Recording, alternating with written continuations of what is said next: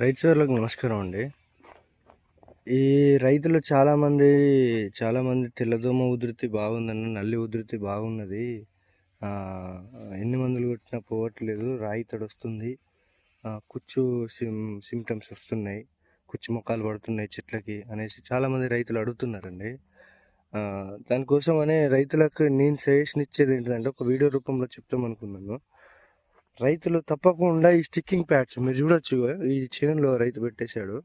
Sticking pods అనేది తప్పకుండా, ఈ గమ్ము అట్టలు తప్పకుండా పెట్టుకోవాలండి.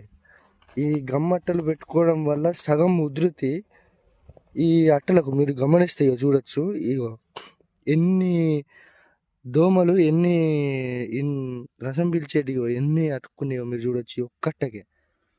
ఈ ఒక్కటకు అటు సైడ్ ఇటు సైడ్ ఇన్ని అతుక్కున్నాయంటే ఇది పిల్లలు